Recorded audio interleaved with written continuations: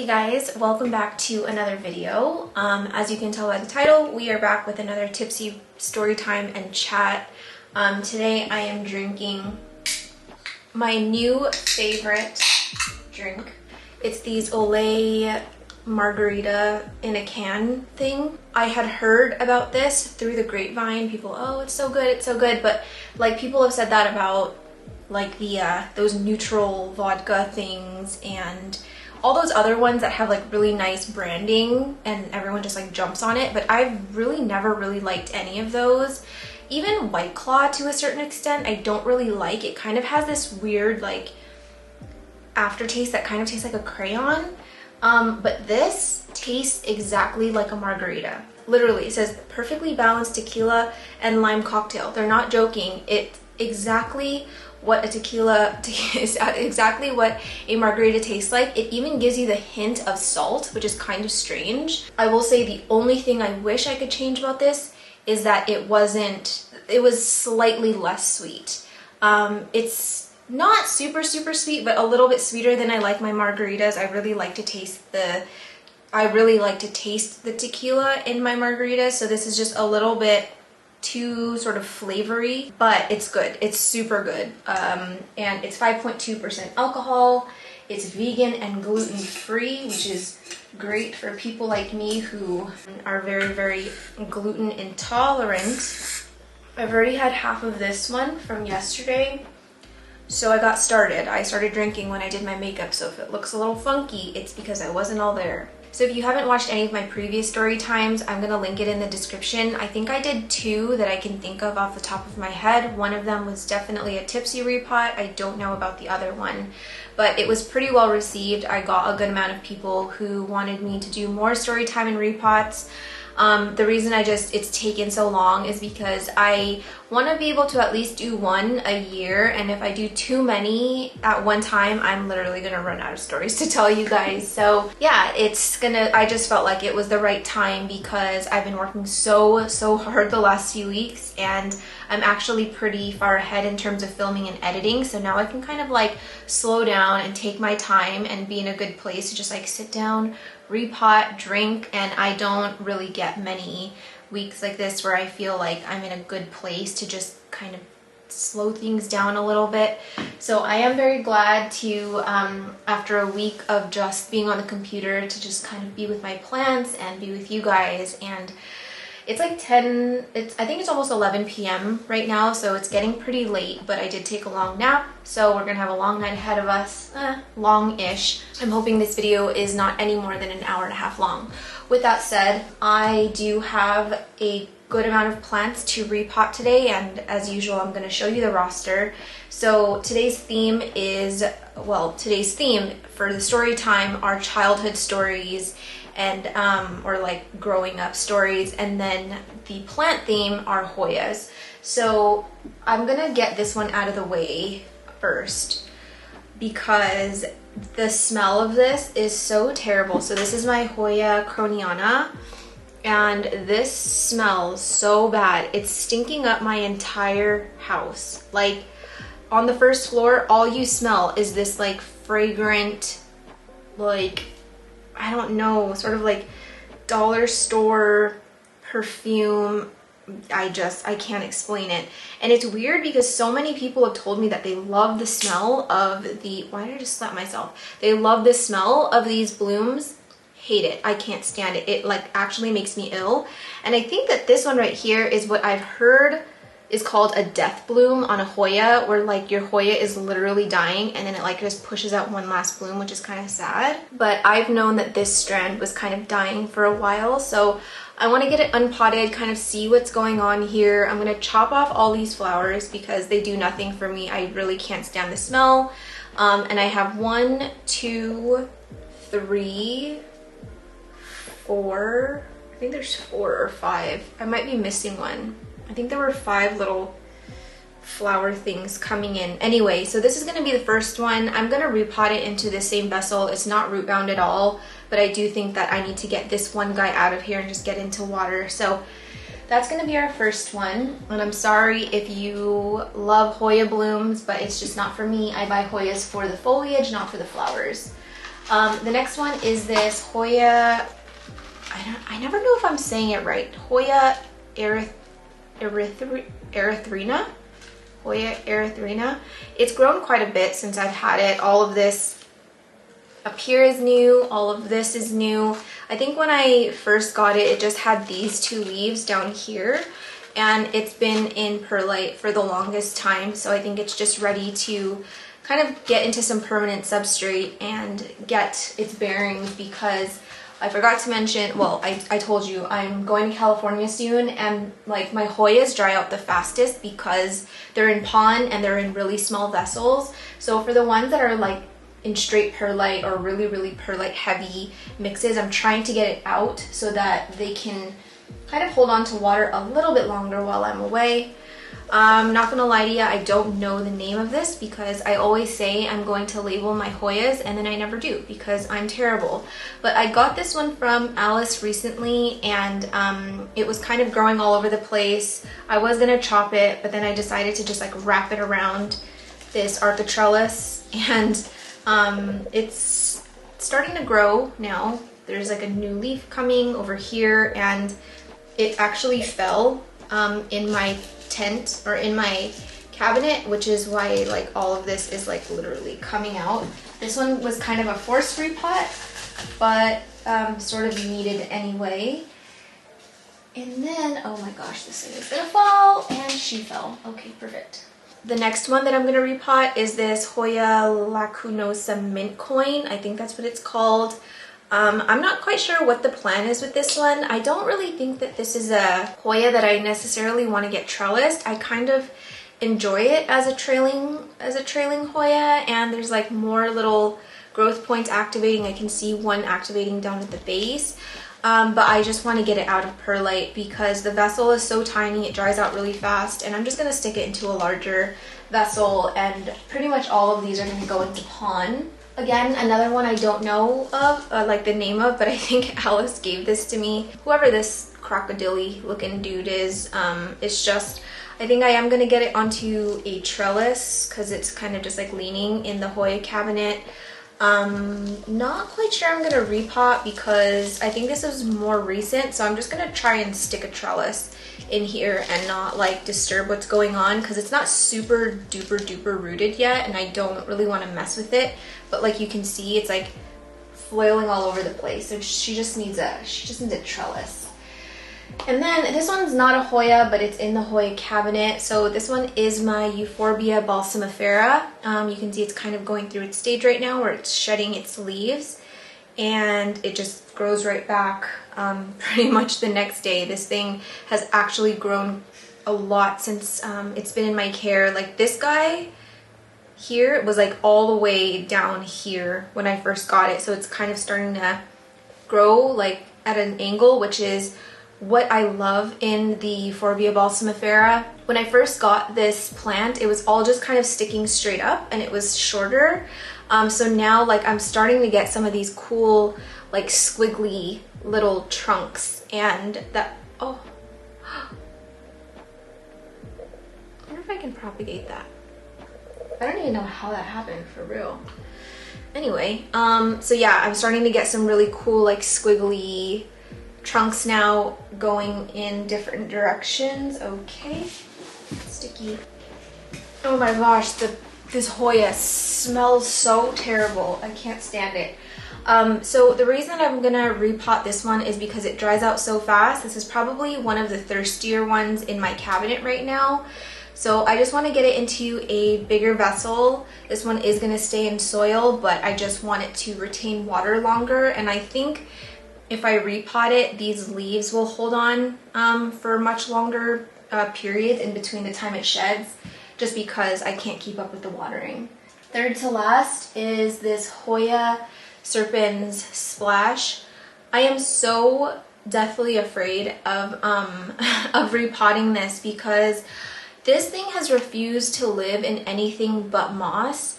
But the thought of just keeping it in moss long term, I don't really like that idea, especially since moss can become really acidic after a certain amount of time. And I would love to get it into like pond ideally, but I think that I'm gonna have better luck in soil. So I think I'm gonna try soil for this one. It does have so many new leaves on the way, like you can see how much it's growing, but I want to get it out of here before my trip, and I am like 3-4 weeks out now, so I try and get all my repotting done within that time frame because I don't want to repot too close to my trip.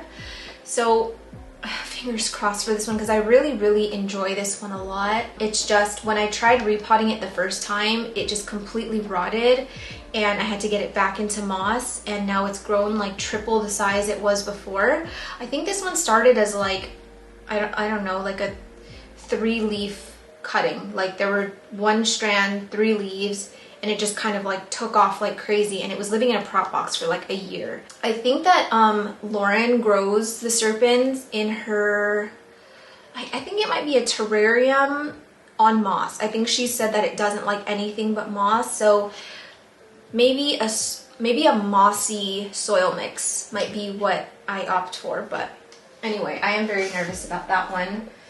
By the way, I'm trying to get more tipsy before I start some of these stories because there's one story in particular that my sister, she's like, you have to tell it, you have to. But it's, you'll see. I'm not sure I'm emotionally ready to expose myself like that on the internet, but we'll see how much my mood changes as the alcohol hits me. Anyway, the second to last one is this Hoya Nicholsonia New Guinea Ghost. I am so happy to finally be getting some sun stressing on it. And I was actually kind of nervous because Alice's New Guinea Ghost started really turning purple when she got root mealies. So I was like, oh my gosh, do I have root mealies too? Because it's under the same light it's always been, but now that it's getting bigger, it's like getting much closer to the light. But I don't see any root mealies at all. Like it actually looks really good in here. But this one dries out so fast. So this one needs to get into a bigger pot for sure. And I think I'm gonna go for like one that's maybe double or triple the size, just because it uses so much water. But this one is just growing so fast. I need to get it on a larger trellis because right now it's just on a really small arca trellis. But holy smokes, this thing has taken off, you guys. I think I got this in August of last year as a 2-leaf cutting. And now this is where we are, and she just like can't be stopped, and I love it so much. I know that I've always said that my Hoya obovata is my favorite Hoya, but I think this one has been kind of in the lead the last few weeks. Just, I don't know, seeing it turn this purple color and just seeing all these new leaves that are coming in, and like the rate in which it grows is just incredible. So yeah, this one has my heart lately. And then the last one is Miss Hoya obovata herself. I'm not gonna be repotting this because I repotted it not too long ago, and it has taken really well to its new vessel, and it should be able to live in here for a pretty long time. I don't see this thing getting root bound anytime soon. I wouldn't even be surprised if this could live in here for the next like 2 years, which I wouldn't mind keeping it in here for 2 years, but it's getting a little bit crazy, and I think I just need to get a larger trellis onto it, or maybe a second trellis. Whoa. Before we start, I want to show you guys the trellises that I'm going to be using. So these are North Shore Tropical's new clear trellises. So you can see they're like circular like this, and really like sturdy and like heavy duty.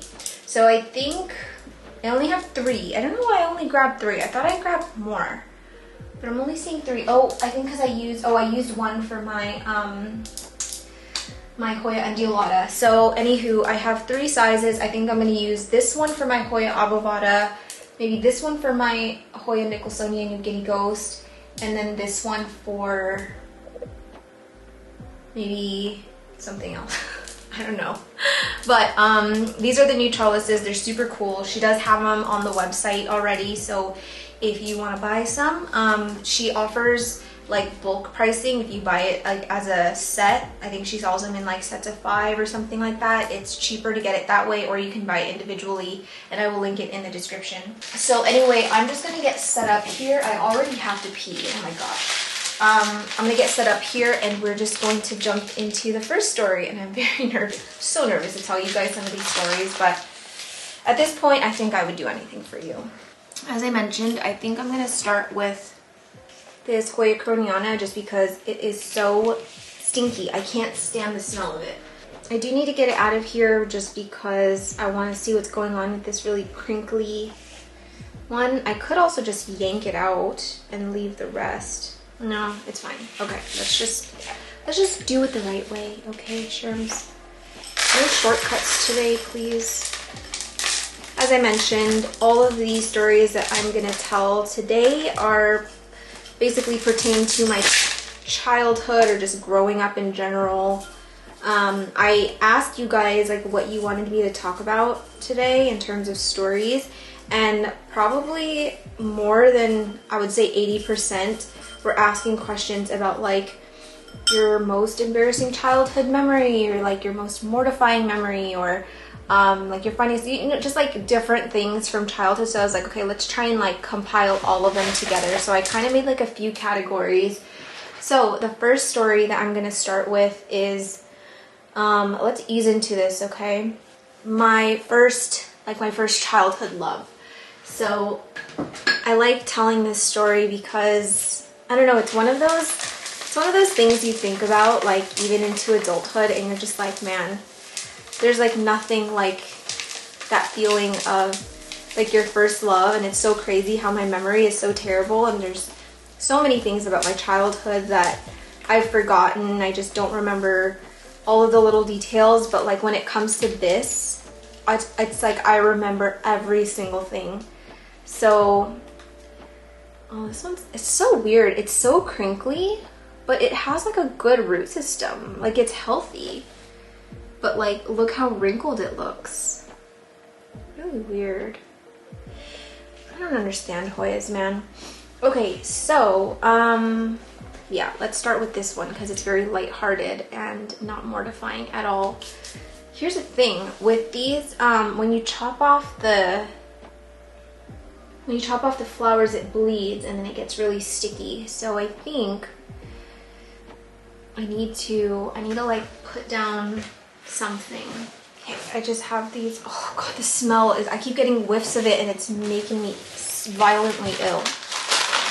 Okay, so here's another thing. If I tell this story, I can't be 100% sure that at least one of the people involved in this story is not gonna see it, because my first love, like childhood love, he follows my my plant Instagram. I don't know if he watches my videos. I would be actually so surprised if he did. That would be really weird because he's not into plants, and I don't know, I think he follows my my plant Instagram just to like, you know, be supportive or whatever, but not because he actually has a genuine interest in plants. Anyway, if you're watching, you're gonna know this is about you. Okay, all good things, all good things. But, okay, so I'm not gonna be using real names, but I will use the initial of their first name. So, when I was younger, I went to so many different elementary schools, starting in preschool. So preschool, I went to YMCA. Kindergarten, I went somewhere else. First grade, I went somewhere else. Second grade to third grade. Actually, I went to all different schools up until 5th grade. So I just like, up until, I don't know, I can remember, I never really formed any sort of long-term friendships or any friendships really at all, I would say, until like 5th grade. I went to Evergreen Elementary. If you guys are from the Bay Area, you know that's what school that is. That is the 3rd grade, that's where I went for 3rd grade. I was in a class with this guy named, who we will call Peter. Hopefully I don't forget these names. I was in class with this guy named Peter, and I was kind of like a tomboy in 3rd grade. Actually, I was like a tomboy for most of my childhood. I think like after 1st grade, I stopped wanting to like wear dresses and stuff. So I was a tomboy in 3rd grade, and so naturally I kind of hung out with more boys than girls because I like to play basketball. Fun fact. Fun fact, I played basketball, which is such a funny thought now because I'm so terrible. But anyways, played basketball with the guys. I was like one of the guys. So this guy, Peter, he was a guy that I got really close to. I would consider him like one of my closer friends. And he had a brother, okay? So when I found out he had a brother, I'm like, oh, that's cool. You know, like I didn't even know you had a brother. And then I see this brother and I was like, wow, brother is very, very cute. He was like the cutest boy I had ever laid my eyes on. I was so smitten. I was like, he is adorable. But up until that time, I had never had a crush. Well, actually, I did have a crush. I had a crush before this guy, but it wasn't anything serious. And I've never had like a boyfriend or whatever. Obviously, I'm in 3rd grade. But I was so freaking smitten with this boy. I was like, I want him. I want him. I gotta have him. He's mine. So over the next few weeks, we start playing basketball together, and I can kind of tell that he is being like flirty. Like, you know when like kids are mean to you around that age, but it's actually flirting. So he used to like step on my feet. Like when we played basketball, he would like try and step on my shoes, or he would like pull my backpack because I had a Tweety Bird backpack, and he would like do the whole Tweety Bird, you know, saying or whatever. And it was all very harmless and stuff. And it was like, it was never really like flirting. It was always like the mean flirting. Like, I'm gonna be like mean to you. I'm not gonna be nice to you. But I was into it. I was like, you know what, boy? I go my entire 3rd grade just being absolutely in love with this boy, okay? Never told him, obviously, because I'm like super shy and I just wasn't gonna put myself out there. He had never told anyone he liked me. Like, you know, usually if like a boy likes you, he'll like tell someone, and then someone will tell you like, oh, you know, he told me blah, blah, blah. Never heard that, so I was not gonna shoot my shot. So never said anything, but it was getting towards the end of the year, and keep in mind I had gone to different schools every year because like my parents kept moving, and I knew I wasn't going to be going to this school again next year. So I'm like, man, once the school year ends, that's it. I'm never going to see him again. And so we're getting closer and closer to the end. Nothing happens. He never like tells me he likes me or whatever, but like everybody knows because they would like make fun of us. Like, oh, look, it's, I'm gonna call him M. It's M and Charmaine. So I remember the very, very last day of school when the bell rang. I can remember feeling really panicked because I knew that my mom was gonna be out in the front waiting for me. So I didn't have a lot of time really to like say goodbyes and whatever. And by that time, like I didn't even have his like phone number. Like we hadn't told each other our feelings. Well, I hadn't told him my feelings, and I was panicked, you guys. Like, I can still remember feeling really panicked when the bell rang, like thinking I need to like make sure I run into him before I get to my mom. And so I'm like walking around, like slowly making my way up to the front, and I don't see him the whole time, and I'm like, I missed him. And then I remember getting to the front, and I see him and my friend Peter getting into their like mom's car, and like we had just made eye contact, and he just kind of like smiled at me, and then he got into the car, and I just, oh my gosh, I felt, you know when you like get like really hot, like your nose gets hot, your eyes, they sting, and you're just like trying to hold back tears. I was so devastated. I was so sad because I watched him, it was like a movie. Like I watched him drive away, and I was like, I'm never gonna see him again, and he's never gonna know how I feel. And then I get into the car, and my mom was like, what's wrong? And I was like, oh, you know, I'm just sad. It's the last day of school, you know, say bye to my friends. But really, I was just so like devastated over this boy. So that was that. Okay, how... I really didn't want to have to separate these, but I think I'm gonna have to, because I think I'm gonna try and rehab these in perlite or water because they're super, super dehydrated, and maybe later I can re-add them to this pot, or maybe just say F it and bring it to my mom. Same with this. This is really dehydrated, so I'm just gonna get this repotted back into here. So Let me watch this. I was so eager to talk about my 3rd grade love that I didn't start the story where I was supposed to. So keep all of that in mind. This 3rd grade story with M, we're not finished just yet. So let's backtrack and go to the year before, which was 2nd grade. So 2nd grade, I went to a totally different school. This is where I actually legit had my first crush.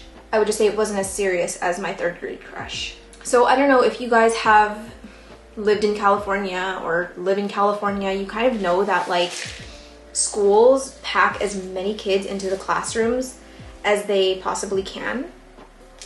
And in 2nd grade, we had a massive class. I think there were 30 to 31 people in our classroom, but there weren't enough classrooms. So what they did with one of the larger classrooms, they put like, you know, like the cubicle dividers like in offices. It was this really tall one that just divided this big classroom, but it wasn't completely closed off. Like you could go into like each other's like classroom, right? So right in between this divider is where they put the sharpener, the pencil sharpener, just so that both classes could share it. But it was kind of weird because there was no soundproofing. Like you could hear everything that goes on into the next classroom, and in ours it was basically a shared classroom with this big wall between. I don't have any freaking idea who's on the other side of this wall. I just knew that it was another 2nd grade class. One day, I think it was maybe like the 2nd or 3rd week at school, and I had a good view of the pencil sharpener. So I would see kids from the other classroom that would come and sharpen their pencil. So I see this one handsome young lad. It's so weird to talk about it now. It makes me feel weird to be talking about like, oh, he was so cute, and I'm literally talking about a 2nd grader. I just does not feel right, but you know what I mean. 2nd grade Sherman was like, oh my gosh, he's so handsome, he's so beautiful. And he really was. He was very like, he was taller than most people our age, and he just had like this really like sweet face. And it was weird because whenever he would go to sharpen his pencil, we would just like make eye contact, okay? I gave him the eyes. I'm like, hey, I see you. I'm liking what I see. Maybe if you like what you see too, maybe you'll come say hi. So I'd always make eyes at him, and every time he came to sharpen his pencil, I made sure I was like, you know, looking my best or whatever. And whenever I would go to sharpen my pencil, of course, I would go look for him, and he would always make eyes at me. So it was like the whole year we're just sharpening our freaking pencil like how many times a day, staring at each other. There was maybe only one time he ever said anything to me outside the classroom, like during recess or something. But other than that, we never spoke. It was just one of those things where I think we both thought like, I don't know, each other was cute, but didn't really want to say anything. That was that. I moved to the new school in 3rd grade. Didn't really think about him again at all. Of course, that summer I was just like, you know, kind of bummed that I never got to like talk to him or become friends with him or whatever. And I did, like, honestly, I thought about him a lot during the summer between 2nd and 3rd grade. Anywho, now we're going forward. 3rd grade crush happened with M. Keep in mind, J is 2nd grade crush, M is 3rd grade crush. So when I tell you guys that I liked M, my 3rd grade crush, for years after, I'm not kidding. So not years, but like 3rd grade summer, still like simping over him. 4th grade, we didn't even go to the same school, still simping over him. I was still like madly in love with him. Get to 5th grade, still madly in love with him. Like there were other guys who like liked me at school, but like all I could think about was M. Like it's like all I like, really all who I wanted to like be with or whatever. I don't know what it was like for you guys, but the school that I went to, we went to all the 5th graders went to a science camp called Walden West. Gosh, core memories. So Walden West is, yeah, it's a science camp where you go for 5 days. I think it's like Monday through Friday, go back home on a Saturday. And your school always goes with another school in the district. So we had no idea who we were going to be going with. Once we get there, I realized that we were going with Evergreen, the school that I went to in 3rd grade. And I, like, the first thing I thought of was like, holy if he still goes to that school, he's gonna be here. Lo and behold, first day of Walden West, we all go to this like, it's kind of like this outdoor sort of seating area with like, it's like a U shape. There's like a campfire in the middle and there's like levels. You can sit down on the steps. So, you know, I'm sitting with all my friends. Our school is on one side, their school is on another side. And I just remember like just going through everyone on those steps. I'm like, he's gotta be here. He's gotta be here. Who do I see first? Jay, my crush from 2nd grade. I was like, holy crap, Jay is here.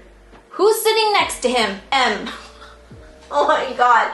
You guys, when I thought I was freaking dreaming, I was not joking with you. I was like, how is this possible that my 2nd grade crush and my 3rd grade crush are sitting next to each other? They're talking, they're obviously friends, and they're here with me at Walden West, and we're here for like a week.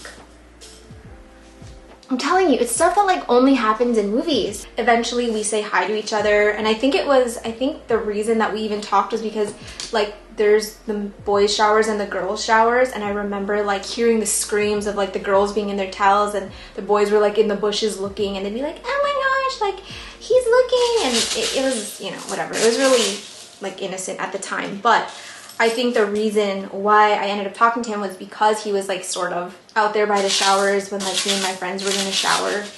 And we didn't interact that much because it was like, you know, we all had like activities to do all day. It's not like we were just like hanging out.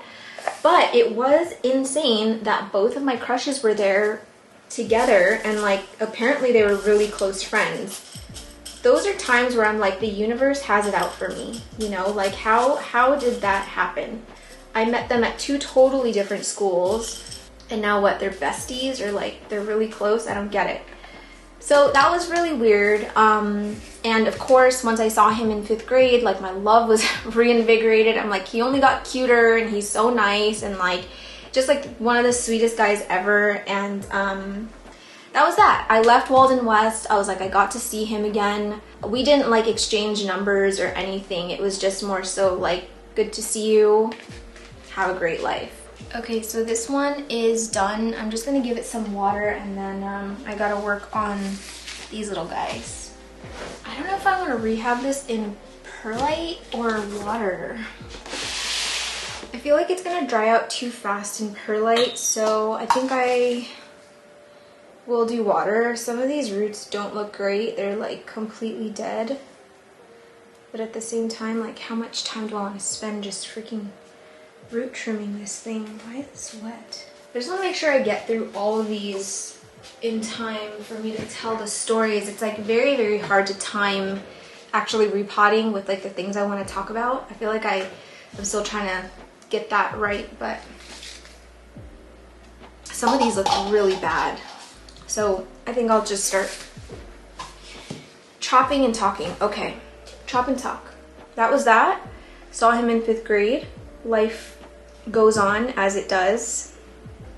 Got to 6th grade, went to the same school. That was like the first time that I'd actually gone to the same school consecutively, and I had like actual friends, and I wasn't moving, and I knew, you know, that we were all gonna go to the same middle school. So that, to me, that was kind of like the first time in my life where I started to build confidence around like friendships and feeling like I don't know, I actually opened myself up for the first time to actually make friends, because I don't know, I didn't really allow myself to get close with anyone before then because I knew that it was temporary, and I was sort of like saving myself the heartbreak or whatever of having to say goodbye.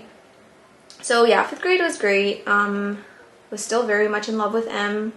Thought about him a lot in 6th grade, and then I got to 7th grade. So 7th grade was the start of middle school, and I went to a new school, and guess who was there? Guess who went to the same middle school that I went to? Mr. M. When I tell you guys, I was floored when I saw him at school. I was like, it didn't even seem like the right school. Like, I felt like he should have been at a different school, but somehow ended up in that school, and I don't know how. But I'm like, this has got to be fate. It's gotta be fate. So, you know, we're going to the same school, we start building a friendship, and it's always like kind of flirty between us, but still not enough to like really solidify things. Of course, I had a massive crush on him still. Like, I seriously had been simping over this guy for years. Like, even without him around, you know, he probably had other crushes in between the time where, you know, he saw me, like, since 3rd grade. But for me, I was committed to that guy in my heart. It's kind of psycho now that you think about it. One thing leads to another, and we're getting to know each other, and we actually ended up together for a little period of time. I think it was I'm pretty sure it was in 7th grade. I don't think it was 8th, it could have been 8th grade. I don't know, because there was this guy that I really, really liked, and I was with him in 7th grade for most of my 7th grade that I can remember, and it was actually his friend. I was into like the bad boys back then, and M was not a bad boy. He was very much the same boy that, you know, he was when I first met him, and just like really sweet, really kind, just like a good kid. Whereas his friend was the complete opposite. He's like a gangbanger and just like totally opposite. But I was into that. I was like, you're hot, I want you.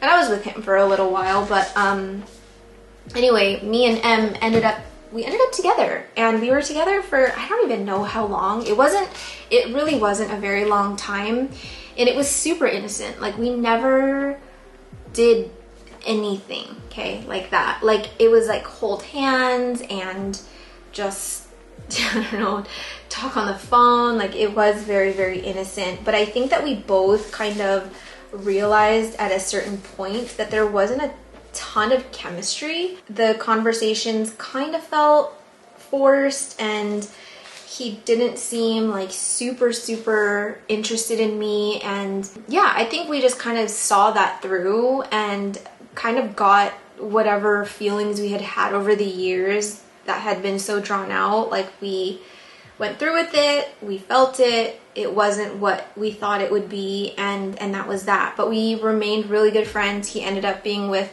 one of my best friends for like kind of a long time. But yeah, we're still friends now. Like, we chit chat sometimes on social media, and we both follow each other, and like, it's all love. Like, but you know, it's just one of those things that I think about in my life where I'm like, man, I'm so lucky that I got to experience that. And I'm so glad that I have still such a vivid memory of not only like the things that happened between us, but just like the feelings that I had all throughout those years, from like meeting him for the first time, having to say goodbye, seeing him at summer camp, having to say goodbye again, then seeing him in 7th grade, and just sort of like popping in and out of each other's lives. I feel like those are like the stories you hear of where you're like, God, this guy must be my soulmate. Like, you know, there's a reason why we keep sort of meeting and stuff like that. But it didn't turn out to be that way. But I am so grateful that I did get to experience that. So that was like, for me, like one of my core memories as like my first love. I would definitely say, like, obviously I didn't know what like real, I guess, true love was back then. But if I had to put a feeling to it, I would say he was definitely my first love.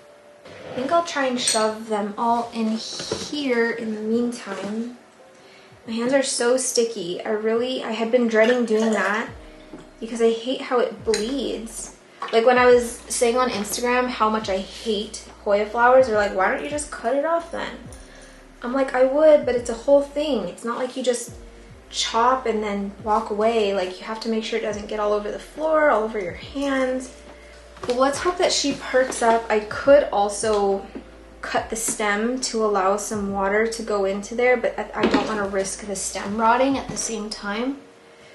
So let's just put you here for now. My guess is I'm going to be too lazy to add it to my pot, and that's probably going to end up with me in California.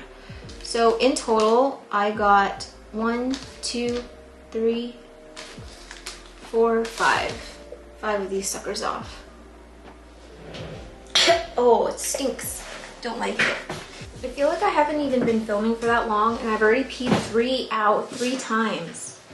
Do you guys ever hear that saying when you were like in your heyday? I don't know if this is still a thing now, but like back when, you know, I used to like party a lot and like go to clubs and go to parties and stuff. Me and my friends would always like say this thing like, don't break the seal. Begin to seal. You know, you're drinking all night, taking all these shots, And of course, you're gonna have so many liquids in you. And we truly believed that if you peed once, that just, it broke the seal. For the rest of the night, you're gonna be going to the bathroom over and over and over again. Whereas if you just held it and don't pee once, your body like stops that sensation of like, I need to pee, and you can like make it through the night without needing to pee, which is really bad for you. But it's kind of true. Like, now that I went pee the first time, I just can't be stopped. Oh my gosh, this thing's a hot mess. Also, which trellis am I using? Should I stay with the, I think I'll try and just keep it on this Arca trellis, and I will also link this in the description. Okay, so I wanted to start with a light story because some of these get slightly less light. Actually, no, it's pretty mild.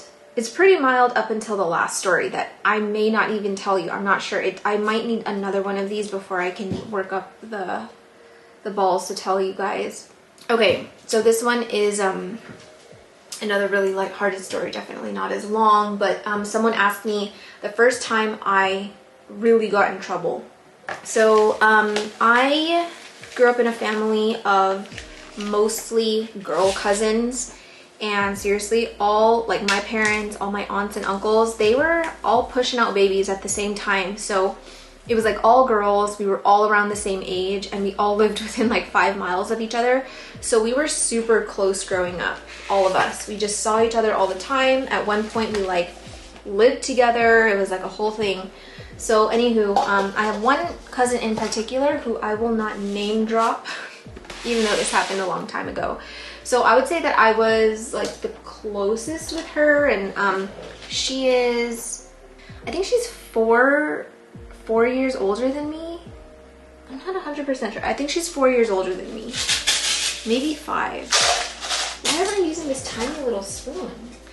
I can't really remember the age that this happened. I think I may have been like 14 and she was 18, which would kind of make sense. I went to her house one day and she like asked me if I had ever smoked a cigarette. And I was like, no, I haven't, but I've always wanted to try. I'm at her house, we go on her roof. So from her bedroom, she has like this roof outside of her window. So we used to take off her screen, just go on the roof and just like sit there. And she had like this amazing view of San Jose at the time. So it was like a really cool place to hang out, especially at that age. She shows me the cigarettes. They're Capris. Okay, if you guys don't know what Capris are, they're these little itty bitty cigarettes. They're super, super skinny and really long. But the reason that I guess I liked them at the time was because they didn't burn as much as a regular cigarette because it was so tiny. But those were the first cigarettes I had ever had. That's what she was smoking at the time.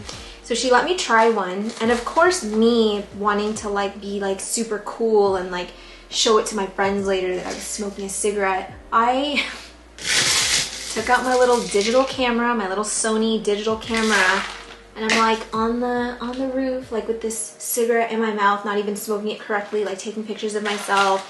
Literally took pictures of like the cigarettes in my hand. Like, you know, it's just like moments like that where like you just cringe. You're like, if you could go back and slap your younger self, would you? 100% I would. I would slap her so silly. She was so cringe sometimes. So anyways, I have this whole camera roll of me on the roof smoking this cigarette. I probably didn't even smoke it because I was too busy trying to take like photos of myself smoking this cigarette so that I could like, I don't know, post it on my freaking live journal or my Zynga or whatever I had at the time to like try and prove that I was cooler than everyone. So anywho, that happened, and didn't really think of it much after. I don't even think I smoked with her again after that, from what I can remember. But I remember a day I got home, I think I got home from school, and my mom was just silent. She was pitch silent. And when my mom's mad, I would prefer her to yell because she was much scarier when she was silent. And my mom was like the queen of the silent treatment. She could ice you out for an entire month with no remorse. I'm telling you, that bitch is crazy. So she's pitch silent when I get home. I'm like, hey mom, nothing, not a single word. I'm like, what did I do? Or maybe like my sister's pissed her off, or my dad pissed her off. She's pissed. I'm like, okay, see ya. So I go to my room and I see that my camera is sitting on my bed, and that's not where I left it. So I was like, okay, that's weird. And like a bunch of time had gone by since the whole smoking thing that I didn't even initially think like, oh my god, she saw the photos. I was just like, oh, that's kind of weird. So then I thought maybe like my sister had used it or something, so I wanted to see like the most recent photo. The most recent photo was me with a freaking cigarette in my mouth, and I was like, holy I knew that my mom had seen the photos, and I was panicking. I was freaking panicking. I don't know if, I can't remember if like my mom said that like I wasn't allowed to see my cousin for a little period of time. I'm not really sure how it like came out that she knew, or like I knew she knew without me like actually having to talk to her, but I knew she was pissed at me because she was talking to my sisters. She was talking to everyone else in the house except for me.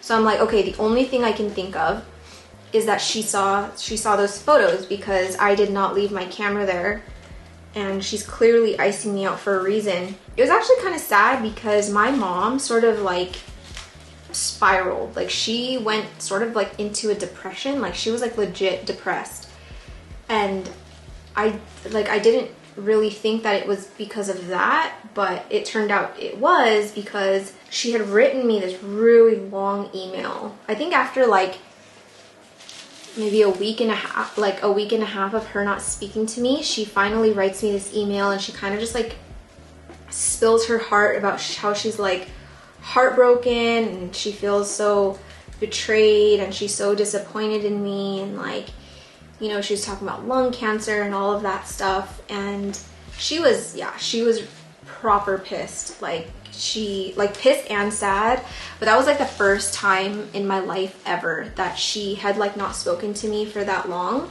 and it was very clear that she was mad. But yeah, safe to say after that I was definitely more careful. Yeah, that was the first time that I ever really got in trouble, all because I wanted to take cringy photos of me on a digital camera that I never even got to like upload onto my live journal to show off. What a waste. All for nothing. Got in trouble for nothing.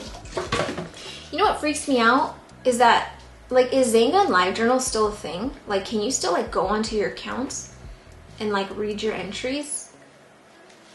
Because if you can, I should probably delete it. I don't know. I don't like the idea of something so personal being online. If you think about it, you guys, an online diary where you're putting like your deepest, darkest secrets, even if it's private, that's kind of scary.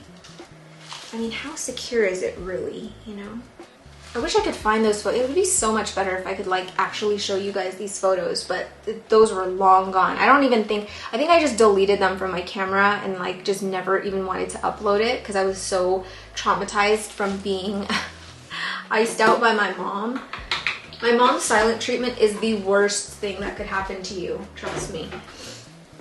So this one's done. That one was easy. I really just needed to get it sort of re-established back on here. And hopefully now we're a little bit more secure. Next one I'm gonna do is this Hoya Erythrina. Sorry if I'm saying that wrong. Oh my gosh, I can feel this alcohol in my brain now. Next story is my first embarrassing moment. My cousin is watching this. Sure no, she's gonna laugh her ass off. So, oh God. Okay. I grew up kind of as an ugly duckling. Not gonna lie. You know, I feel like we all kind of had like that awkward sort of preteen phase, and like even in your early teenagerhood, at least back then. Teenagers do not look like what we looked like back then. The teenagers now anyway. Why do they look like full-grown adults? freaky. So, yeah, I was kind of an ugly duckling. I had braces. I had braces from like, I think it was 7th grade to 9th grade. And I had like these big like black framed glasses, and I just looked really dorky. I was not like a cool, somehow I ended up like hanging out with like the cool people, but I myself, I don't feel like I was very cool. Somehow I managed to like get a significant amount of boys to like me somehow. I don't know. That was like witchcraft or something. Anyway, I was very, very not cute, okay? I had just things about me that I'm like, burn those photos, burn them all. 7th grade, okay, 7th grade, remember I told you I had that boyfriend, right? Who I was obsessed with. Not M, the other guy. And I still very, very much liked him into 8th grade. He was like it for me. He was my it guy. But by 8th grade, he was way over me. He had like, I don't know, 2 or 3 other girlfriends since me, and I was still like simping over him. So the summer after 7th grade, I mean, I still had braces, but I was like, I'm gonna glow up so much, and he's gonna regret not wanting to be with me, and he's gonna see me in 8th grade and be like, wow, she's so hot now, you know? That was the goal. That was the goal. And so along with, you know, my like buck teeth and glasses and whatever, I had the most like thick eyebrows you'd ever seen in your life. Me and all my sisters, actually, we have had and have really thick eyebrows. You can't really tell now because I get them waxed, and after waxing for so many years, like they just stopped growing. So this is pretty much what my eyebrows look like now. It doesn't grow any really more than this, but rest assured, when I was young, they were, okay, they took up the whole surface area of my forehead. And I begged my mom in 7th grade if I could shave my legs. Okay, she wouldn't let me. 8th grade, she was like, you can shave your legs, you can shave your armpits, and you can get your eyebrows done. Oh my gosh, when she gave me the green light to wax my eyebrows, when I tell you guys, I was smiling for days. I was so excited, and I didn't even know where to go, but my mom took me to this salon, okay? Didn't even, like, we'd never been there before. We just saw on the window that they did eyebrows. So I grew up in San Jose, California. If you guys don't know, there is a massive, massive Vietnamese community out there, and like all my best friends were Vietnamese. All of my boyfriends were pretty much Vietnamese. I kind of felt like I was more Vietnamese than Filipino at times. Anyway, we go to this Vietnamese-owned salon, and I'm telling, like, my mom is telling the girl, like, that she wants her to clean up my eyebrows, and she was very specific. She said, don't go too thin. But the woman was like, oh, you know, I'm gonna give you beautiful Vietnamese eyebrows. She said that verbatim, and she said, it's gonna be so beautiful. I'm gonna shape it, but she said, not too thin, not too thin. I'll shape it, but not too thin. So I felt okay. Like, I definitely wanted to go thinner than what my eyebrows were at because I was so self-conscious about how thick they were. When I tell you, she damn near waxed off every hair that I had on my forehead. I'm not joking. Okay, she finished waxing me, right? I felt like I was there forever. She finished waxing me. She finishes waxing me. She's like, oh, so beautiful. Like, you know, you look gorgeous. You look so different. She holds the mirror to my face, and I just remember my stomach sinking into my vagina. I was like, who is she? She looks surprised. I was surprised, and I looked surprised. I looked surprised without having to look surprised because my eyebrows did all the talking for me. When I tell you I had 2 little arches, oh my gosh, they were arched, okay? They were so arched. There was like nothing there. They were just like little slivers of eyebrows, and I had the craziest arch. I looked so angry. I looked angry and surprised at the same time. My mom just goes, she's like, what's wrong? It looks so good. Like, what are you talking about? And I didn't know what to say. I was stunned. I was absolutely floored. I had nothing to say, really. I had nothing good to say, for sure. At the same time, I was like, okay, maybe it'll grow on us. It's not that bad. It's not that bad. I had school like the next day. There was no time. There was no time to fix anything, for it to grow back over the summer. She was at school the next day, okay? And I was so self-conscious. And when I tell you, everyone was talking about my eyebrows. It was the talk of the town.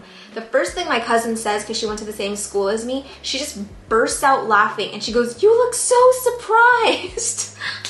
I was like, thank you, because obviously I didn't know that already. You guys, my eyebrows were so insane. I was not well mentally. And I remember the guy that I liked, he like comes up to me, he's like, "Your brows." I was like, yeah, did my eyebrows. Am I making you regret anything yet? It took so long. It took so long for me to regrow my eyebrows after then, and I was so scared to get them done. But man, I really was not mentally prepared for that experience. I tell ya, this is too small.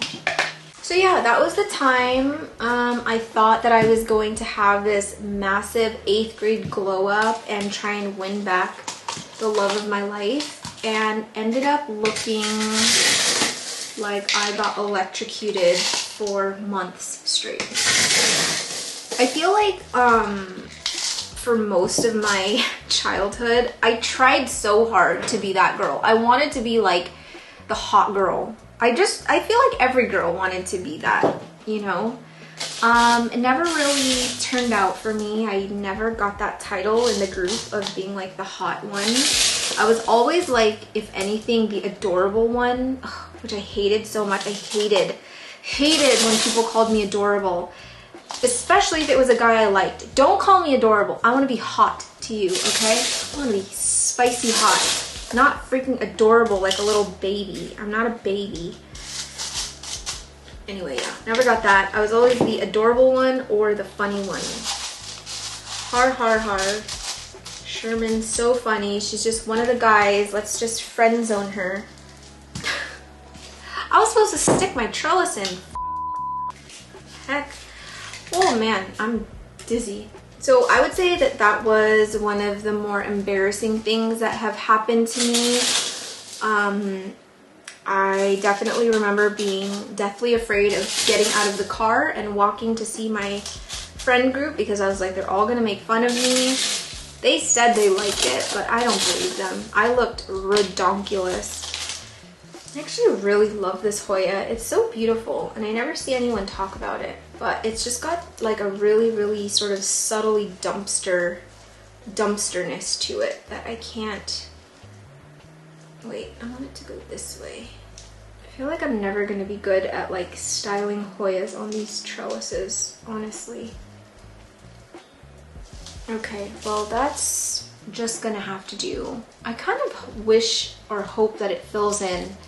It's interesting how some Hoyas, they like grow in so bushy and compact, and then some have like miles and miles in between each leaf. It's midnight now and I feel like I haven't gotten anything done, and I've told you like 2 stories. What the heck? What have I been doing? Oh my gosh, it's so good. Will they sponsor me? Next story. God, this fungus gnat is flying around everywhere. I have 3 more stories to tell you. I feel like this video is definitely more lighthearted than the other ones. This next one was another suggestion. Most rebellious thing you've done as a child. So this one is a little bit of, I have 2 stories that actually are sort of lightweight, like core trauma a little bit. This is one of them. Now, before I tell this story, I don't want anybody to call Child Protective Services. I don't need you to call...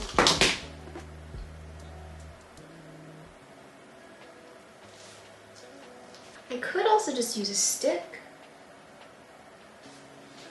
Maybe just use this one? Huh? Okay. Sure. We're just gonna make this work. Okay. Yeah, this one's a little bit of core trauma. I don't need anybody to call the police on my poor old grandmother who is well into her 90s, almost turning 100 soon. Like I said, I grew up with a lot of cousins, and we all used to be babysat by my grandma and her sister, so 2 of my grandmas and my grandpa. And my grandma, she's definitely not an obvious, she doesn't show love the way that many grandmas you would feel should show love or would show love. She was definitely the complete opposite of my maternal grandma. Oh my gosh. So my maternal grandmother was just like so loving, so sweet. I was obsessed with her, whereas I was always kind of afraid of my dad's mom. And so she took care of us for a good majority of our childhood, so we would all be there every single day. It was basically like daycare. My grandma, she would make us all sit at the table for lunch, and she would make these she had these blue ceramic bowls that you see in a lot of Filipino households. They're kind of big. I would say it's probably like this. She would fill it to the top with rice and eggs. So much food, rice and eggs for a small child. And she would make us sit there and eat it, and we could not drink water until we were finished, because she thought that if we drank water, we were going to spoil our appetite, like we were going to take up space in our stomach with liquid when it should be filled with food. And she would make us sit there and eat. Sometimes it wasn't eggs, sometimes it was a different kind of food, but it was mostly eggs. So over like a period of time where we're having this big ass bowl of rice and eggs every day, me and my cousins, like, we're like feeling sick to our stomachs. So we would start to like when she wasn't looking, we would like roll the rice up into little balls and we would stick it in our pockets, and we would just keep doing that and keep doing that until there was like just enough food on the plate left where we could actually eat it. And then we would like shove like all the rice to the sides of the bowl to make it look like we ate a lot. And yeah, because obviously we were thirsty. We didn't want to sit there for hours and hours just trying to finish this bowl of eggs and rice. You know, most days that worked. Other days it didn't. And for the days where we would not finish our food, the punishment was she would lock... Again, don't call the cops on my grandma, okay? She would lock us all outside in the backyard for hours. And like, to a kid, you're probably thinking, oh, what's so bad about that? Like, any kid would love to just be forced to play outside for hours, right? Wrong. My grandma used to tell us this story. Like, there's a lot of sort of like spooky stories in Filipino culture. I think they called it, I want to say the wrong word. I'm going to throw up the word here. I don't want to say it because I might be confusing it for an actual derogatory word, which I don't want to say.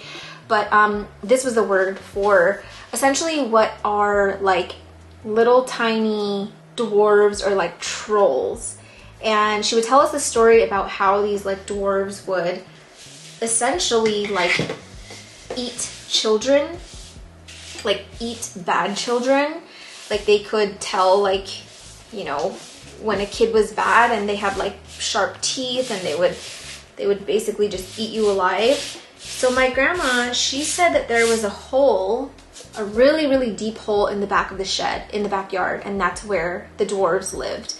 And there was a really, really big, deep hole back there for whatever freaking reason. It was always covered with like cardboard and like leaves and stuff, but she said they live back there and they can tell when you're bad. So she would lock us back there in the backyard, and we thought at any point these freaking evil dwarves would just rise from the ground and chase us and eat us alive. So we were like pretty traumatized, you know. Like, I remember the first time she ever locked us out there, I can remember like crying. Like, I was profusely crying, like begging her to let me back in, like banging on the door. She would not budge, but she would leave us out there for hours. There was one time in particular where I was so pissed. Me and my cousins were so pissed that she had locked us outside. She had this beautiful backyard. Her and my grandma loved gardening.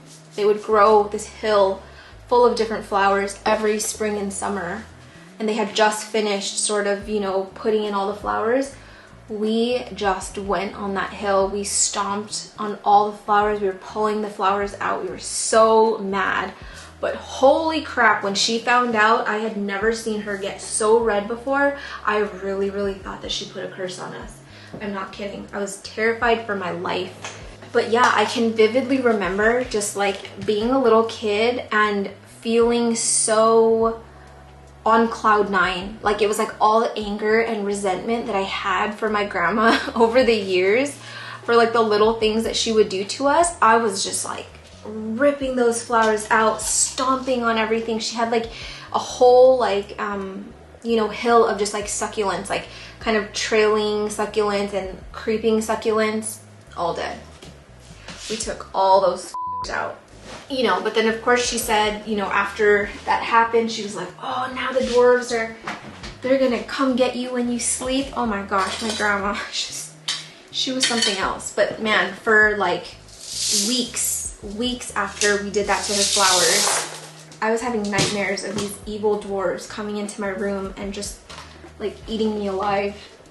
That's why I said it's like kind of trauma, because I remember being so scared, but it's all fun and games, right? Anyway, that was like the first, I would say, like really sort of rebellious thing I had ever done as a kid, because everything I had done leading up to that point, I was very, very submissive. I was very obedient. I knew very clearly right from wrong. I knew that there would be repercussions to my actions if I did something like that.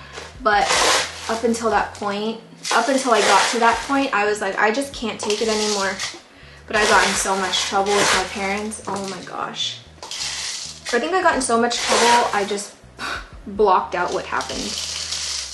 Whatever my punishment was, it's blocked out of my memory now. Oh no. Oh no. You guys probably were looking at that, huh? Oh no. Alright, well she's out of perlite now, so hopefully she just keeps growing and tooting along. I need more water.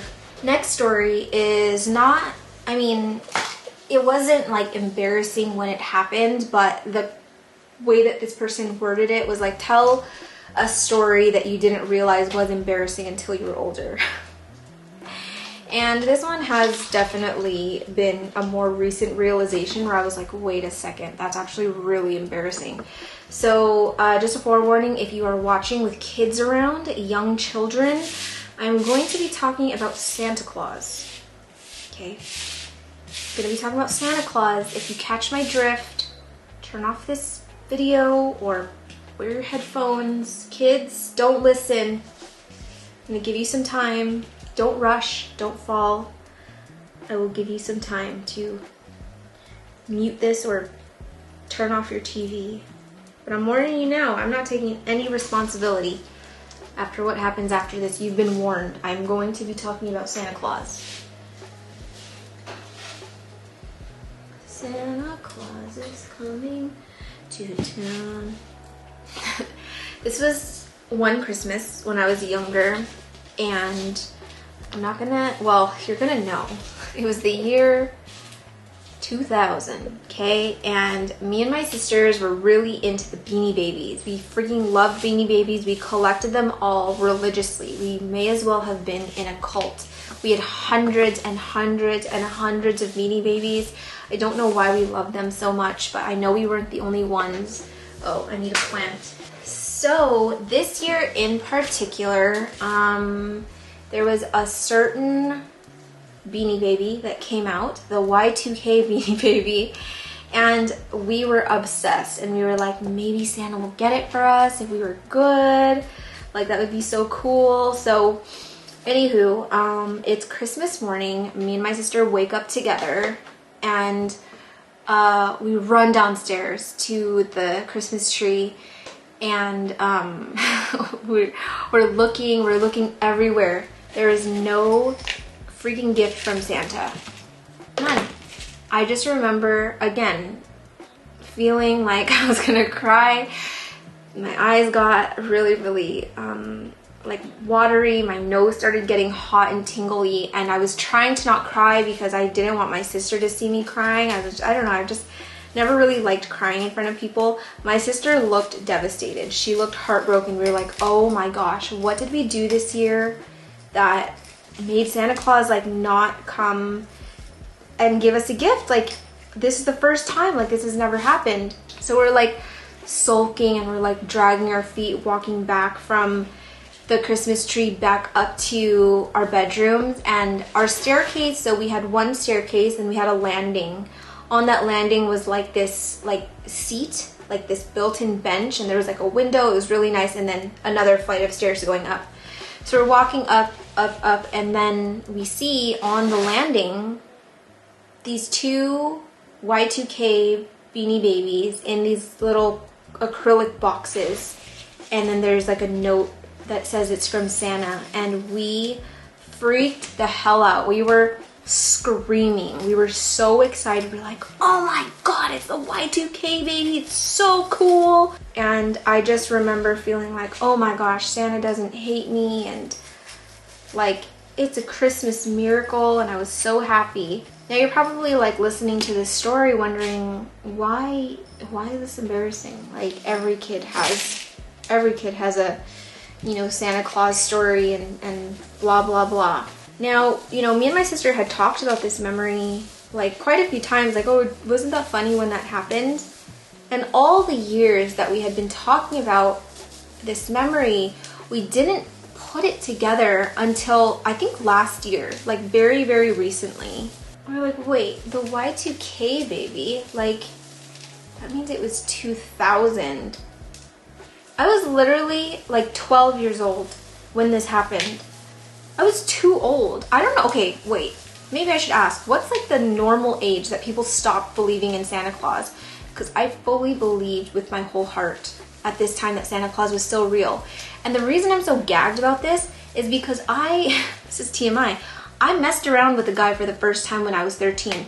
How is it that when I was 12, I believed in Santa Claus, and in 13, I was messing around with a guy? What? I'm too old. It's not right.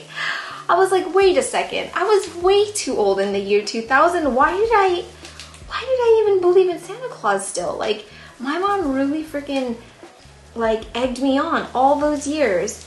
It's crazy because I was telling you about, like, you know, the guy I was obsessed with in 7th grade. I was 13 when I met him. So you're telling me the year before I believed in Santa Claus. When me and my sisters realized that, oh my gosh, they would not let me live it down. I was like, listen, my mom's handwriting was really, really freaking, it was convincing, okay? She did like the swirly letters, like, you know, you could never tell in a million bajillion years that it was her handwriting. She was so good at manipulating us. She's a master manipulator. But how embarrassing that I believed in Santa Claus until I was 12 years old. I was so sure that I stopped believing in Santa Claus when I was like 9. I was like, oh, there's no way that like past 9 years old I believed in him. 12 years old, 13 years old, I was already messing around with a dude. Something's not mathing. Something's not computing here. I'm not seeing it. But you know, the more I think about it, isn't the whole thing with Santa Claus just kind of mean? Isn't it kind of mean if you think about it? Like, yeah, they have years and years of just being like on cloud 9 and just, oh, the magic of Santa Claus and being so happy when, you know, he came to eat your cookies and stuff like that. But then it all just comes crashing down. It's like you're building the kids up all these years just to like really just punch him in the gut. By the way, he's not real. I'm Santa Claus. It just seems so cruel. I feel like we need something real, you know, like why can't we have like magical narwhals, right? At least they could see a narwhal in person, like not have like a fictitious guy that's completely not real. I don't know, I'm just saying, it seems really, really mean. I can't tell if this leaf is brand new or if this plant is just really thirsty. I really don't know if I'm mentally prepared to tell you guys this story. You know what's funny is that like when my sisters and I reminisce about this, we're always like historically it's been like, oh, thank God none of us have like a platform large enough where we would feel like, you know, we could share this story because it's so mortifying, and now I'm here. When I tell you it's mortifying, okay? It's like very, very innocent core trauma, if that's a thing. I need to drink more. I can't believe I'm telling this story. I really can't believe I'm telling it. I really thought I would take this to my grave. I don't know why I'm even telling it, and once I tell it, there's absolutely no going back. I don't even know if my husband knows about this. I know Alice has never heard this story before. Alright, so we lived in San Jose. I was born and raised in San Jose, but we moved when I was a sophomore, or no, we moved in the middle of my junior year. And typically I feel like most people at that age wouldn't want to move away from their friends and stuff. But truth be told, I was having a lot of issues with people at my school, and I was like in a lot of drama at the time, and I was kind of just like, you know what, a fresh start actually sounds perfect. Like, just go to a place where nobody knows me and just start fresh and don't deal with these people who I hate. So I was all gung-ho for moving. I was like, let's get out of here. I'm over it. My sister, on the other hand, was devastated. My little sister did not want to move because she had a solid group of friends here, and she was with this guy who we will call A for so long. They were like childhood sweethearts, and they were really cute together. They obviously loved each other a lot. So they did long distance when she was when we moved to Sacramento. But my mom still worked in San Jose at the time. So very often we would like go down to San Jose with her and just like visit friends and like, you know, just kind of like spend days there. So obviously when we went to San Jose, my sister would go to her boyfriend's house, to A's house. And I would, I don't know, go with some friend, or I didn't have like a boyfriend in San Jose at the time or anything. I'm pretty sure I just stayed with friends. So there was one day where my mom picks me up first, and I think we were gonna go meet up with my dad, and we pick up my sister, and she's kind of taking a long time to come out of her boyfriend's house, and we're like, what the hell is happening? So we're sitting in the driveway for like literally 10 minutes and just have no clue what's taking so long. So my mom's already getting peeved, like, why the hell is she taking so long to come out of the house? So she comes out of the house. It's summer, okay? It's the middle of summer. It's probably like 90 degrees outside. She's wearing a sweater and a scarf. We're like, girl, are you good? So she comes out and she's wearing a scarf and a sweater, and my mom was like, what are you wearing? Like, aren't you hot? She was like, no. And I'm like, okay, you're freaking weird. So anywho, my sister is like, you know, she's sitting in the back seat, and I think that like the scarf had like dropped a little bit from her neck. And my mom looks in the rearview mirror and she's like, what's on your neck? And she's like, what? Like, what are you talking about? Like, she was trying to play dumb. She had the most massive hickey on her neck. Keep in mind, my sister was like, I think my sister was like 14. Like, she was young. Okay, and we were meeting with my dad, and we were under my mom's supervision. And I don't even think my dad knew that we were like seeing our friends, because my mom used to like do stuff like that for us because she knew that my dad was super strict. So she would like, you know, keep secrets for us and let us like go see our friends in secret, and she would let my sister see her boyfriend in secret. So anyways, my mom is like, what the hell is that on your neck? And she's like, oh, it's a bruise, like whatever. My mom was like, I'm not stupid, like that's a hickey. She's like, what the hell are you doing over there? She's like, we're about to see your dad, he's gonna be so pissed. She was yelling, okay, profusely yelling, and I'm sitting in the backseat the whole time just like giggling because she's like in trouble, and like, what an idiot, what a freaking idiot. And then somehow, mom, who watches all my videos, this is the one thing I hold against you in our life, okay? Somehow I get dragged into this, and she's like, Sosh, give her another hickey. I'm like, what? She's like, we have to make it look like a rash. I'm like, you're asking me to do what now? To my flesh and blood? And she's like, give her another hickey. I could not believe my ears. My own mother was telling me to give my baby sister a hickey so that she wouldn't get in trouble for having a hickey. I was so confused. I was like, what kind of dimension am I living in where my mom is asking me to suck on my sister's skin? And she's like, we have to make it look like a rash. She has to have another one so that we can tell your dad she has rashes all over her body. It's gonna look too suspicious if it's just on her neck. Keep in mind, this is all happening in the car. My mom's yelling at us through the rearview mirror. My sister's sobbing and she's crying because she got in trouble. I'm like screaming, like, no, I don't want to do it. And my mom, she looks in the rearview mirror and she just gives me the stare and she scrunches her lips, and that's how I know she was not around. It was either I give my sister a hickey or I die. It was one or the other, and I didn't really want to die at that point. So, so.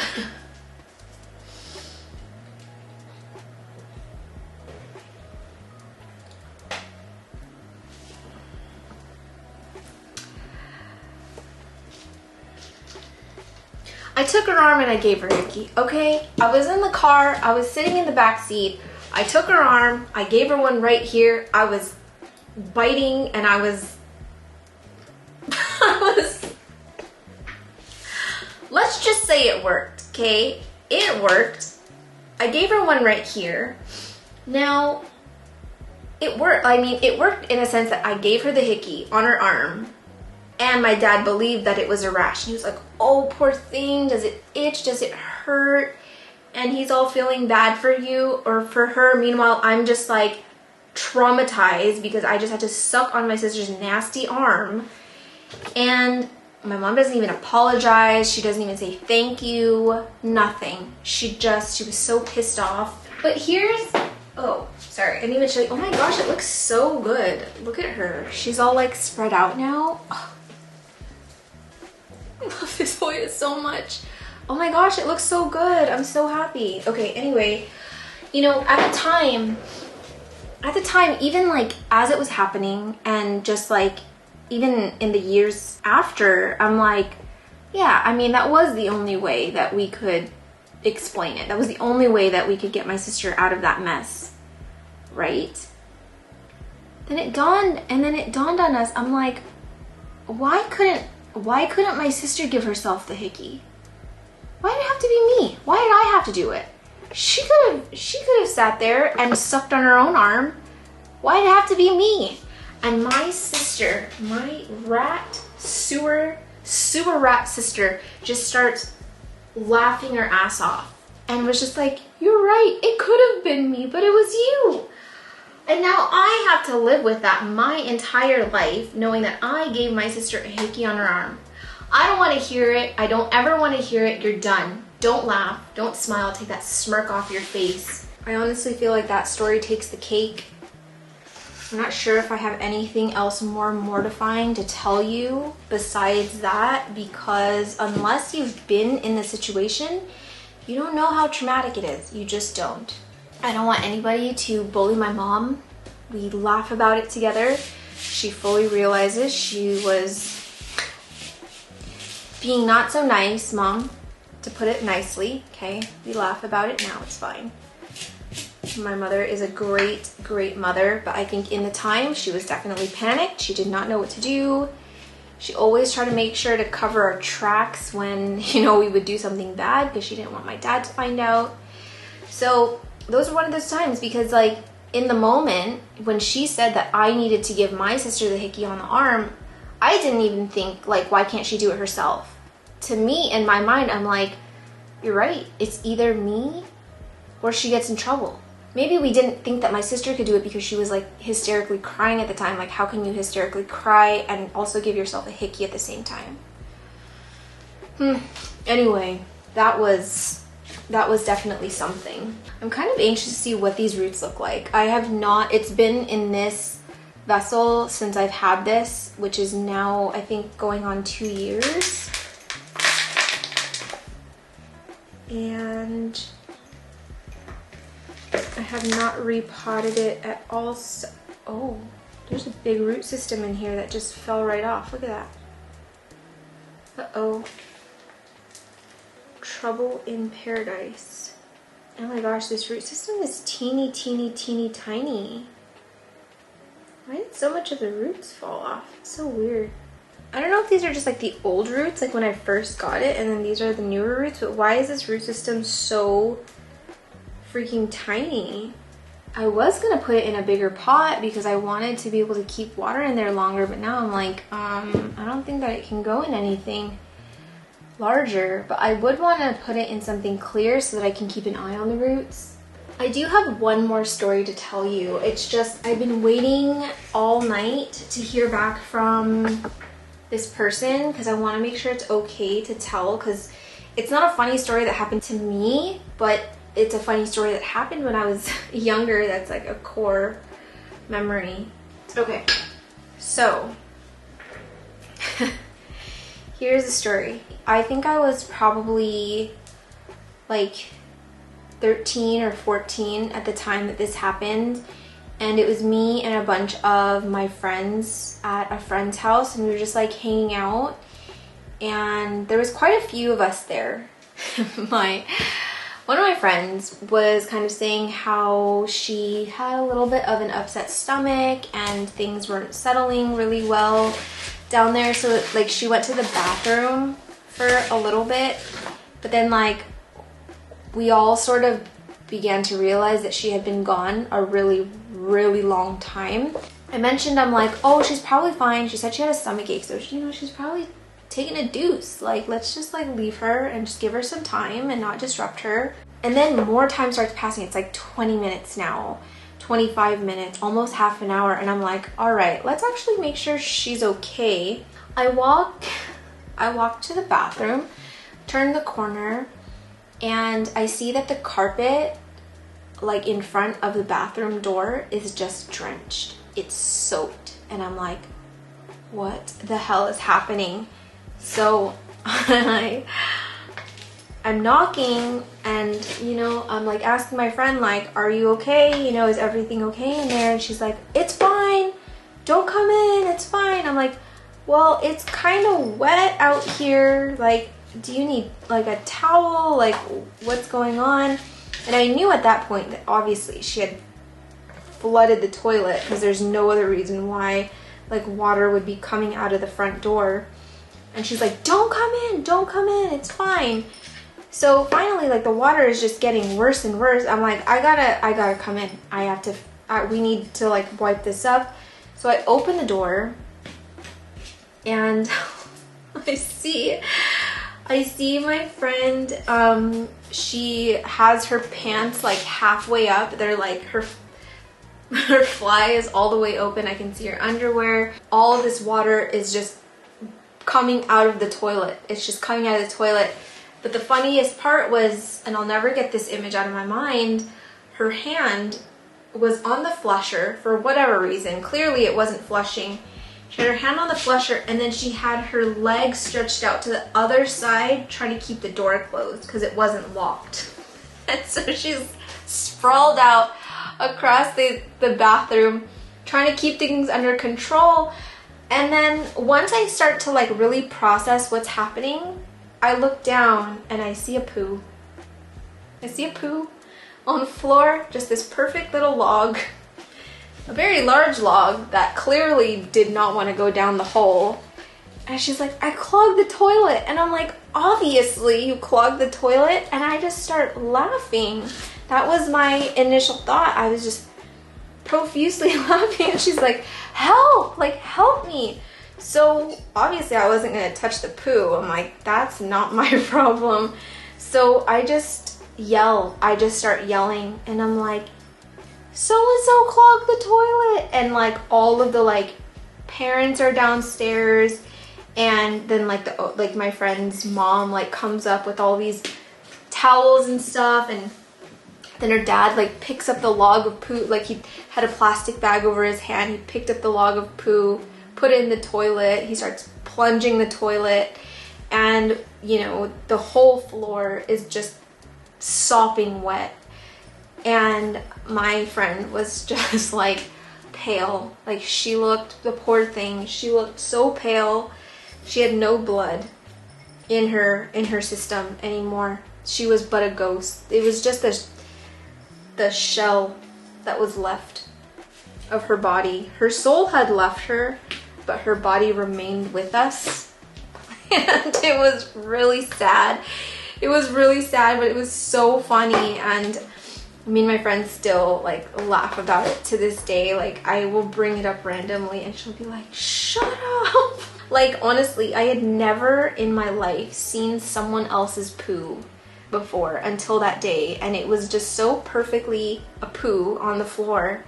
Like your token poo, like, you know, if you like created a fake poo, like this would be the perfect mold for it. It was like your ideal token poo log, and it was just kind of moving ever so slowly on the floor, just kind of drifting in the current of a toilet.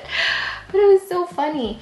I'm really sad about those roots though, I'm not gonna lie. I don't know why all of those roots fell off. This thing has been kind of a trooper, but oh well. I've decided over the last hour or two, or however long I've been here, that I think it would be really stupid to repot this before my trip, before I go, because it's doing so well. Look at all of these new leaves coming in. I'm bound to like break off something, so I'm gonna leave this. I'm not gonna touch it. If anything, we'll revisit it after my trip once all of these new leaves have hardened, and maybe I'll get it into its permanent substrate. But I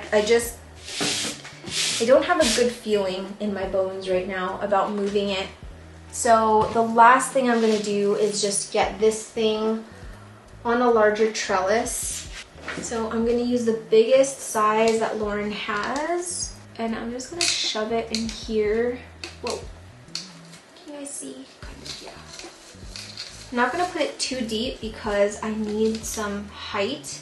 I'm gonna try and keep the shape that it's at, but try and remove this current trellis and then get it on the new one. I'm so tipsy. I literally cannot drink anymore. I used to be able to drink a lot, and now I can't even have like one drink without feeling like the world is spinning. Okay, that was easy peasy. Look at that. Such an easy transition. It's definitely a lot higher now, and I think I'll be able to kind of like wrap some pieces around as it gets longer. It's so hard to like kind of get things where you need them to sit when it's so rigid and it breaks so easily, but hopefully in the next few months I can actually like wrap this thing around, because right now it's sort of just like sitting or like leaning where it can fit, but that doesn't look bad. I can't believe how big this thing has been. The growth has definitely slowed down in the last few months. I'm not sure why, but I'm not complaining because I don't have space anymore. Anyway, that's gonna wrap it up for today's story time and repot. I'm sorry if the stories weren't as juicy. I kind of wanted to stick on a theme, and kind of talking about childhood things tend to be a little bit more innocent and lighthearted than you know, the other stuff that's happened to me in my adult life. Thank you guys so much for watching another video. Hopefully you enjoyed some of these repots. They were very easy and straightforward. If you guys want me to do more of these, please let me know, but I need ideas for what to do for story times. I think the next one that I'll do are like more of my like dating stories, like, you know, guys I've dated and experiences I've had during the time that I was dating. I think that'll be the next theme, but otherwise, I don't know I really don't know if I have anything else to tell you guys. I did get a lot of requests to do spooky stories and paranormal stories. I do still have a few that I can tell, but I wanted to save those for Halloween. That actually might be this year might be the last Halloween that I can tell you personal stories, because otherwise I really don't think I have any more after the next few I'm going to tell you. So I'm thinking over the next few Halloweens we can just do like true crime stuff, or I can redo scary stories from the internet, or people can submit their stories. So anyway, I didn't ignore everyone that wanted to hear spooky stories. It's just I'm going to save it for Halloween.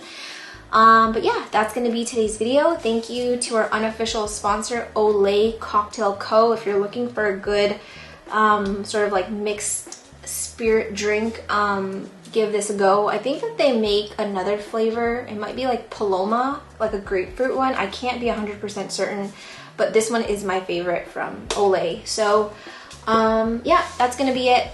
Don't forget to give it a thumbs up if you liked it, because it helps us a lot on YouTube, and I will see you guys in the next one.